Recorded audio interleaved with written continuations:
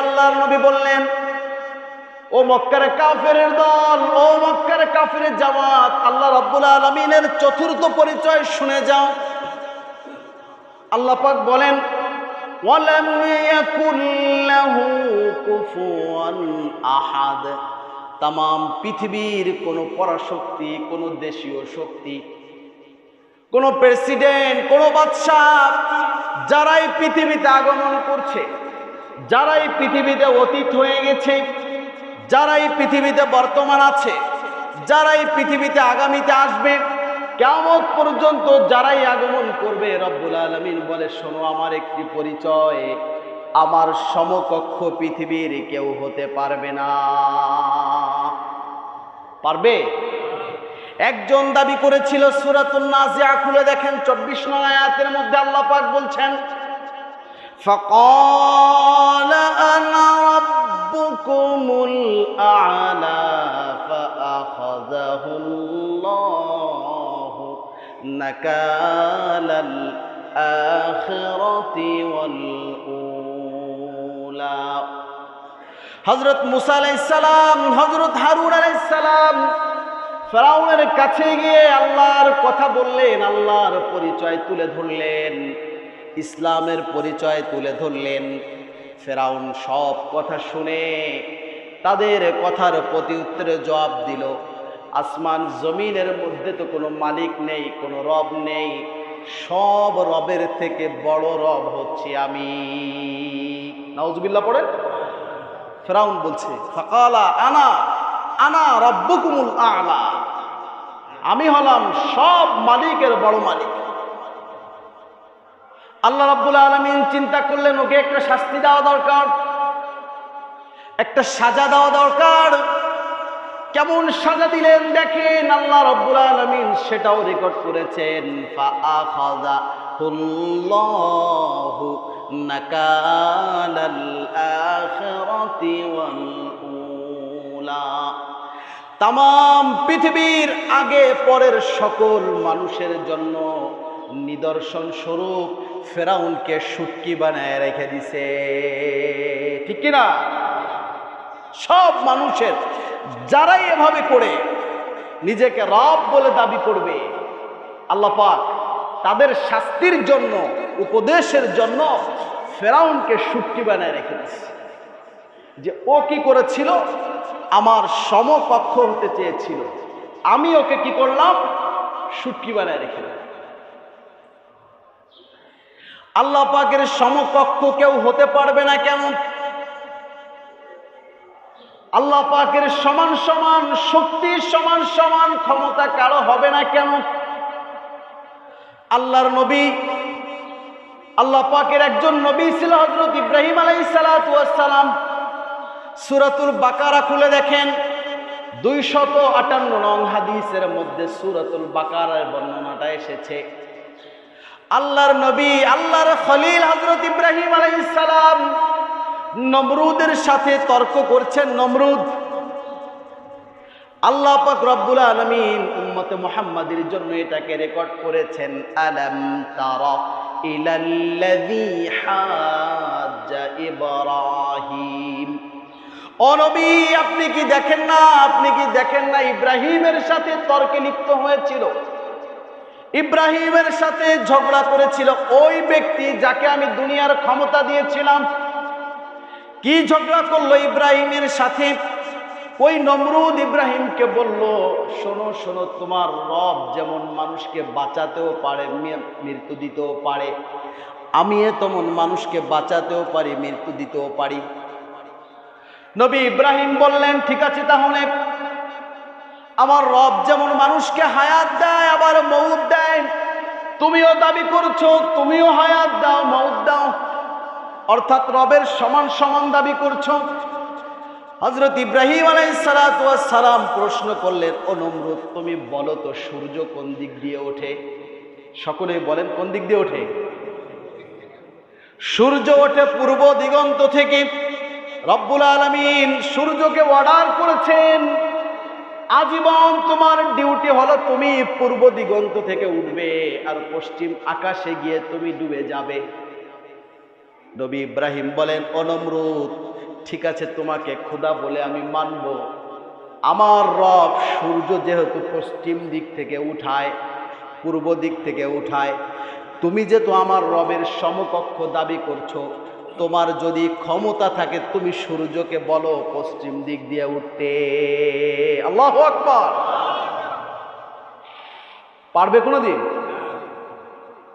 এ প্রশ্ন যখন আল্লাহর নবী ইব্রাহিম নমরুদকে বললেন, নমরুদ, আল্লাহ পাক রব্বুল আলামিন বলছেন ফাবুহিতাল্লাযী কাফার। এ কথা বলার সঙ্গে সঙ্গে ইব্রাহিমের সামনে নমরুদের মাথাটা নত হয়ে গেল। এই জন্য রব্বুল আলামিন এটাই বুঝানো মানুষ, আলাম ইয়াকুল লাহু কুফুয়ান আহাদ, পৃথিবীর কেউ আল্লাহর সমকক্ষ হতে পারবে না। আরো একটি কারণ আছে, আল্লাহ পাকের সমকক্ষ কেন হতে পারবে না? লক্ষ্য করে দেখুন, তাম পৃথিবীতে যত মানুষ আছে সব ধর্মের মানুষের কথাই বলেন। মানুষগুলো যখন বিমানে চড়ে, যদি কখনো এমন অ্যাক্সিডেন্টলি হয়ে যায় কিছু সময় পরে বিমান ধ্বংস হয়ে যাবে, চিৎকার করে বলেন তো মানুষগুলো ডাকে কাকে? কাকে ডাকে? চাই সে মুসলমান হোক, চাই সে হিন্দু হোক, চাই সে খ্রিস্টান হোক। আল্লাহ পাক বুঝাতে চান, ও পৃথিবীর মানুষ, ওই জঙ্গলে যে হিংস্র প্রাণীর সম্মুখে দাঁড়িয়ে আছে সেও আমাকে ডাকে। কারণ পৃথিবীর প্রত্যেকটা সুস্থ দেমাগের মানুষ এটা বুঝে, সুস্থ দেমাগের মানুষ এটা জানে যে রব্বুল আলামিন ছাড়া পৃথিবীর মানুষের জন্য আর কোনো সাহায্যকারী, পৃথিবীর মানুষের জন্য নেয়ামতদাতা আর কেউ নাই। সুস্থতার মালিক ওকে, বিপদ থেকে বাঁচানোর মালিক ওকে, সব প্রকারের বিপদ থেকে বাঁচিয়ে দিতে যিনি পারেন তিনি কে? আল্লাহ রাব্বুল আলামিন এইটা বোঝানোর জন্য বলছেন ওয়ালাম ইয়াকুল লাহু কুফুয়ান আহাদ। সুবহানাল্লাহ পড়েন। এই সূরার সুন্দর একটি বৈশিষ্ট্য আছে, সূরা ইখলাসের আল্লাহ পাক রব্বুল আলামিন ওনার 4টি পরিচয় এইখানের মধ্যে তুলে ধরেছেন। এই সূরার তাফসীর করতে গিয়ে আল্লামা ইবনে কাসির রহমাতুল্লাহ আলাইহি উনি একটি হাদিস বর্ণনা করেছেন। ইসলামের সর্বপ্রথম মসজিদ হচ্ছে মসজিদে কুবা। মসজিদে কুবা, ওইখানে আল্লাহর নবীর একজন সাহাবী ইমামতি করতেন। উনি একটি অভ্যাসে পরিণত করে নিয়েছিলেন। উনি যেই নামাজ পড়তেন, যখনই নামাজে দাঁড়াতেন, প্রত্যেকটা নামাজের প্রত্যেকটা রাকাতে সূরা ফাতিহার পরে অন্য কেরাত মেলানোর আগে সূরাতুল ইখলাস পড়তেন। কথাটা বুঝাতে পারছি? প্রত্যেকটা রাকাতে সূরা ফাতিহার পরে অন্য কেরাত পড়ার আগে সূরাতুল ইখলাস পড়তেন। আর মুসল্লিরা তো বিরক্ত হয়ে গেছে, প্রত্যেক দিন প্রত্যেক রাকাতে উনি আগে কি পড়ে? সূরা ইখলাস পড়ে। কেউ কেউ বলতেছে যে আপনি যে পড়ান এদিকে নামাজ টামাজ হয়নি আমার, সূরা ইখলাস ছাড়া কি কোরআন আর কোনো সূরা আপনি পারেন না? পারি তো। এটা কেন পড়ে? আমার মন চাইতেই পড়ে। আল্লাহর নবী একদিন ওই মসজিদে আগমন করলেন, সব মুসল্লিরা সভাপতির কাছে গেল। সভাপতিকে মুহাম্মদ সাল্লাল্লাহু, ও সভাপতি সাহেব, নবী ও নবী, আপনার ইমাম কেমন ইমাম দিলেন? প্রত্যেক নামাজে প্রত্যেক রাকাতে সূরা ফাতিহার পরে সূরা ইখলাস ছাড়ে না, নামাজ কি আমাদের হয়নি? আল্লাহ নবী বলেন, ও ইমাম এদিকে আসো, কেন তুমি এটা করো?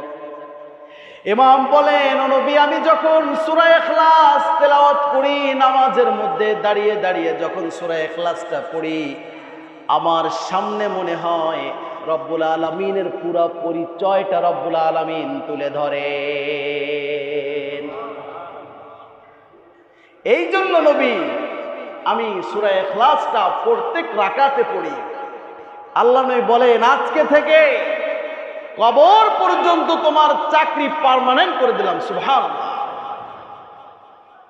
এটা সূরা ইখলাস।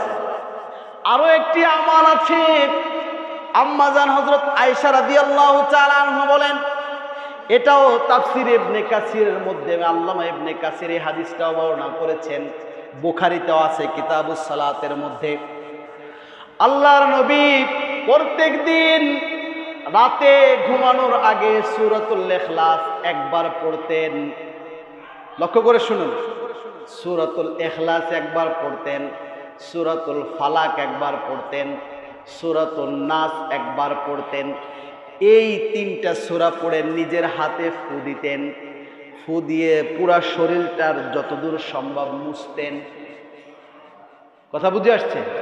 সূরাতুল ইখলাস, সূরাতুল ফালাক, সূরাতুন নাস, এই তিনটি সূরা পড়ে দম করে যদি কোনো মানুষ রাত্রে ঘুমাতে পারে, কোনো প্রকারের জিন শয়তানের আসর তাকে অ্যাকশন করতে পারবে না।